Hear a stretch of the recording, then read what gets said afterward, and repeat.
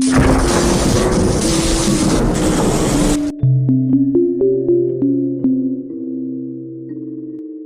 last shift. It was just another night at the old gas station on Route 22. Jason had worked the night shift for almost a year, and though it was a lonely job, it was easy money. Most of the regulars were truckers, stopping in for a quick coffee or to fill up on gas. But tonight felt different. The air was unusually still, and the darkness outside seemed thicker, like it was swallowing up the world just beyond the reach of the station's dim lights. By 2 a.m., Jason hadn't seen a single car in hours. The night dragged on, and as he leaned against the counter, his eyes felt heavy. He was about to close them for just a second when a sudden noise from outside startled him. A faint tap, tap, tap on the glass door echoed through the empty station. Jason stood up, his heart racing. He scanned the parking lot but saw no one. The night was dead quiet. He walked cautiously to the door, pressing his face against the glass. His breath fogged up the pane as he strained to see past the dim glow of the lights. That's when he noticed it. A figure standing just outside the halo of the light, right at the edge of darkness. The silhouette was motionless, too still for a living person. Jason squinted, trying to make out any details, but it was like the darkness clung to the figure, hiding it from view. "Hey, we're closed," Jason called out, though his voice trembled slightly. No response. The figure didn't move. Jason's hand hovered over the door lock. He didn't know why, but every instinct told him not to open it. He grabbed the phone behind the counter and dialed the local sheriff, but the line crackled with static before going dead. His pulse quickened. He wasn't sure if it was fear or something else, but a cold sweat was forming on his brow. Suddenly the lights in the station flickered, and for a brief second, the figure outside seemed to move closer. Jason jumped back, his heart pounding in his chest. He could feel the hair on the back of his neck stand up. He blinked, and the lights returned to normal, but the figure was gone. Jason exhaled sharply, rubbing his temples. "Just my imagination," he whispered. He walked back to the counter, trying to shake the unease that had settled over him. But as soon as he sat down, the lights went out completely. The station was plunged into darkness, and Jason could hear the wind picking up outside, whistling through the cracks of the old building. His hand fumbled for the flashlight he kept under the counter. When he turned it on, the beam of light barely pierced the suffocating darkness, but it was better than nothing. He pointed the flashlight toward the door and froze. The figure was back, closer this time. He could see it clearly now, standing just inches from the glass. It was a man, but something was wrong. His face was pale, almost translucent, and his eyes were wide and black, empty like deep wells that had no end. His mouth hung open, as if frozen mid-scream. Jason's breath caught in his throat. He backed away slowly, but the figure followed, pressing its hands against the glass. Then came the tapping again. Tap, tap, tap, a slow, rhythmic sound that sent chills down Jason's spine. Without thinking, Jason ran to the back of the station, locking himself in the supply room. His mind raced as he tried to figure out what was happening. The tapping stopped, and the silence that followed was more terrifying than the noise. For a few agonizing moments, there was nothing but the sound of his own breathing. Then he heard it. Footsteps. Inside the station. They were slow, deliberate. Whatever it was, it had gotten in. Jason crouched down, holding the flashlight tightly in his shaking hands. He could hear the footsteps getting closer, moving through the aisles of the convenience store, knocking things over as they went. The sound was maddening, filling the small space with tension. Suddenly, the footsteps stopped just outside the supply room door. Jason held his breath, his heart pounding in his ears. The handle rattled, and for a moment, everything was still. Then, in a low, guttural voice, barely louder than a whisper, he heard it. "I know you're in there." Jason squeezed his eyes shut, trying to stay silent. But before he could react, the door swung open with a loud crash. The flashlight flickered as it fell from his hands, rolling across the floor. The figure was there, standing in the doorway, its black eyes staring down at him. Jason screamed, scrambling to the corner of the room, but there was nowhere to go. The last thing he saw before the lights flickered one final time was the figure lunging toward him, its mouth wide open, and then nothing. The next morning, the station was found completely abandoned. The front door was locked, the lights were still on, and everything seemed untouched, except for Jason. He was never found. All that was left was his flashlight, still flickering faintly in the supply room. To this day, no one knows what happened to Jason. To this day, no one knows what happened to Jason. But locals say, on quiet nights when the wind is just right, you can still hear the tap, tap, tap on the glass. And if you're unlucky enough, you might catch a glimpse of the figure, waiting in the darkness. Weeks passed since Jason's disappearance, but the rumors around the old gas station only grew. The sheriff's department conducted an investigation, but they found no signs of a struggle, no clues, nothing.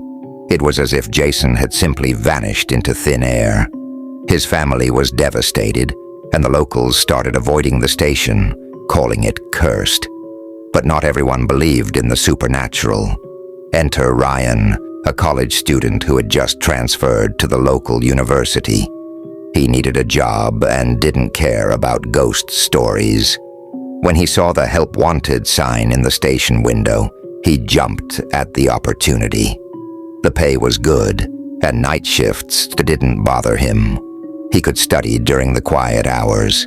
The gas station's owner, an elderly man named Mr. Turner, seemed relieved to hire him. Too relieved. On Ryan's first night, Mr. Turner gave him a quick rundown of the place and handed him the keys. Before leaving, he hesitated at the door, his eyes clouded with something close to fear. "Just make sure you lock the doors at midnight," he said softly, "and whatever you do, don't open them for anyone, no matter what." Ryan laughed nervously, thinking the old man was just trying to spook him. "Got it, boss. I'll be fine."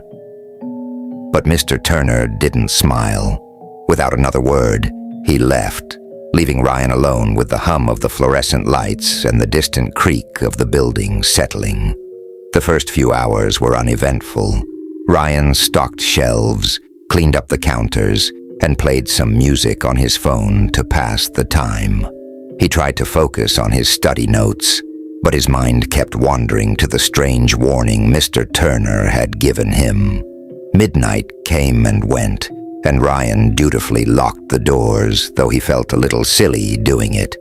Nothing happened. Around 1 a.m., Ryan heard a car pull up to the pump. He looked up from his book, watching through the security camera feed. A black sedan, sleek and shiny, was idling near pump 3, but no one got out. The engine hummed quietly, and the lights were on, but the driver's seat was empty. Ryan frowned. Maybe someone had left the car running while they went to the bathroom, but when he checked the store, it was empty. He returned to the counter and stared at the feed. The car was still there, its presence unsettling for reasons he couldn't explain. After a few minutes of waiting for the driver to appear, Ryan decided to investigate. He grabbed the keys and walked to the door, but as his hand hovered over the lock, a chill ran down his spine. Mr. Turner's words echoed in his mind. "Don't open the doors for anyone, no matter what." Ryan hesitated, then shook his head. "Come on," he thought. It's just a car." He unlocked the door and stepped outside, the cold night air biting at his skin. The car's engine purred softly as Ryan approached, but when he looked inside, there was no one. The driver's seat was empty. The entire car was spotless, like it had just been detailed. He bent down, peering into the back seat. Empty. His breath fogged the window as he stepped back, his pulse quickening. Suddenly the engine cut off, and the lights flickered out, leaving the parking lot in darkness. Ryan's heart leapt into his throat. He backed away from the car, feeling the overwhelming urge to run back into the station. As he turned to do just that, a voice stopped him cold. "Hey, can you help me?" Ryan froze. The voice was soft, almost childlike, but there was something off about it. He turned slowly and saw a figure standing in the shadows just beyond the car, barely visible in the faint moonlight. Who are you?" Ryan called, his voice shaky. The figure took a step forward, and Ryan's stomach dropped.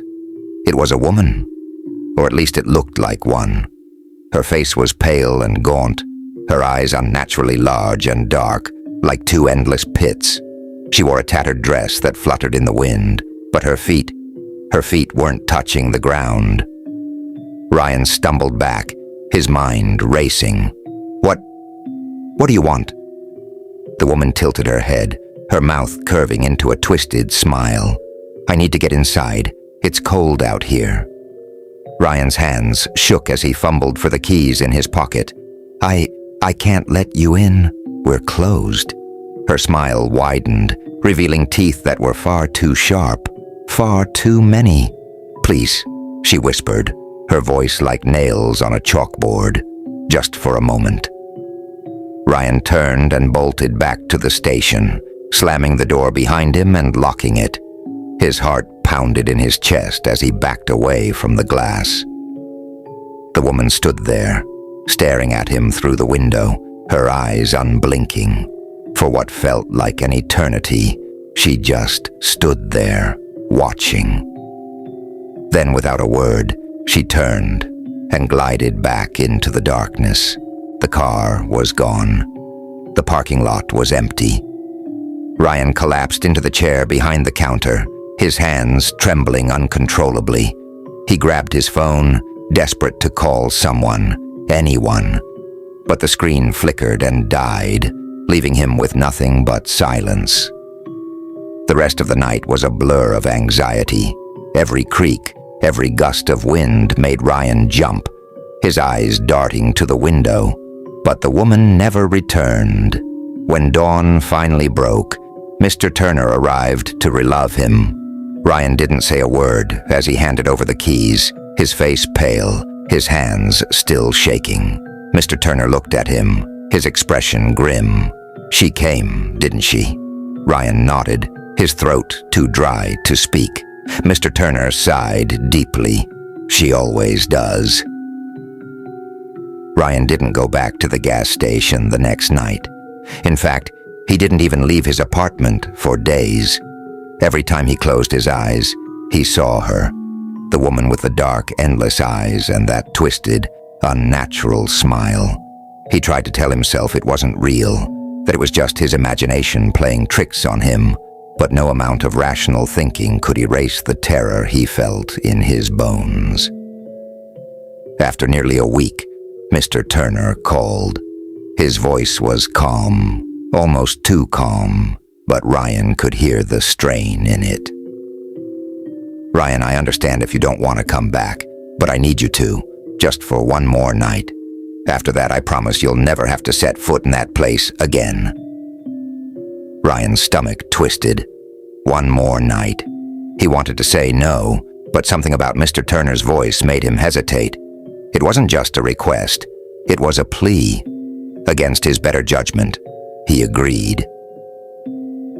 The sun was just setting as Ryan pulled up to the station for the last time. His hands were slick with sweat as he gripped the steering wheel, staring at the building bathed in the fading orange light. It looked the same as before, ordinary, quiet, but he knew better now. Mr. Turner was waiting inside. He greeted Ryan with a grim nod, looking more tired than Ryan had ever seen him. "Thank you for coming back," Mr. Turner said, his voice low. "I know it's not easy, but there's something you need to understand." Ryan frowned. "What do you mean?" Mr. Turner gestured for him to sit down behind the counter. He pulled up a stool and sat across from Ryan, his hands trembling slightly as he lit a cigarette. "You're not the first to see her," he said after a long drag, "and you won't be the last." Ryan leaned forward, feeling a knot of dread form in his chest. "Who is she?" Mr. Turner exhaled slowly, the smoke swirling in the dim light. "I don't know. No one does. She's been coming here for years, since before I even bought the place. Always at night, always the same. She shows up, asks to come inside, but no one who lets her in is ever seen again." Ryan's breath hitched. "Like Jason?" Mr. Turner nodded solemnly. "Jason was a good kid, but he didn't listen. I warned him, just like I warned you, but he didn't take it seriously. The same thing happens every time. The lights flicker. You hear her voice, and if you open the door..." He trailed off, staring at the floor as if reliving something horrible. Ryan swallowed hard. "Why does she come here? What does she want?" Mr. Turner shook his head. "I don't know. Some say she's a ghost, a woman who died nearby and is stuck here, looking for someone to take her place. Others think she's something worse, something old, something evil that's been here longer than the station itself." Ryan's hands gripped the edge of the counter. "Why don't you just close the place down?" "I've thought about it," Mr. Turner admitted, his voice barely above a whisper. "But it wouldn't matter. She's tied to this place, sure, but she's not bound to it. If the station closes, she'll just move on to the next place. Maybe another station, maybe a house. She'll keep coming until she finds what she's looking for." A cold shiver ran down Ryan's spine. "So why do you stay?" Mr. Turner looked him in the eye, his gaze heavy with guilt. "Because as long as I'm here, I can control who she gets to. I can warn people. If I left, there'd be no one to tell them not to open the door. She'd take anyone who walked in, and more people would disappear." Ryan's stomach churned. He couldn't believe what he was hearing. "But that means you're just letting it happen." Mr. Turner's face crumpled. "I try to save who I can, but I can't stop her. I'm sorry, Ryan. I didn't want to drag you into this." Ryan sat back, feeling numb. This was all too much. A ghost, or whatever it was, haunting a gas station, taking people who worked the night shift. It sounded insane. And yet after what he'd seen, he couldn't deny the truth. "Why am I here then?" Ryan asked, his voice shaking. "Why did you ask me to come back?" Mr. Turner took a deep breath. "Because I need your help. Tonight, we're going to end this, once and for all." Ryan stared at him in disbelief. "How?" Mr. Turner stubbed out his cigarette and stood, walking to the back of the store. He returned with an old weathered box that looked like it had been untouched for decades. He set it on the counter and opened it carefully, revealing strange objects inside: an old mirror, a small vial of dark liquid, and a worn leather-bound book filled with symbols that Ryan couldn't understand. "What is this?" Ryan asked, eyeing the items suspiciously. "Tools," Mr. Turner said quietly. "I've been researching for years. This might be the only way to get rid of her. I've found stories, rituals, things passed down through generations. They say if you can trap her, bind her to an object, she can be banished. But it has to be done carefully." Ryan's heart pounded in his chest. "And you think it'll work?" Mr. Turner's eyes were filled with uncertainty. "I don't know, but it's the only shot we've got." Ryan glanced at the objects in the box, a sinking feeling gnawing at his gut. He didn't believe in magic or rituals, but after what he'd seen, he wasn't sure what to believe anymore. "What do I need to do?" Mr. Turner handed him the mirror and the vial. "When she comes tonight, she'll ask to be let in, like always. You need to get her to look into the mirror, just for a moment. Once she does, we can trap her spirit inside it. Then we seal it with this," he said, holding up the vial. "It's a binding fluid, passed down from an old family in the area that dealt with spirits. If it works, she'll be stuck in there for good."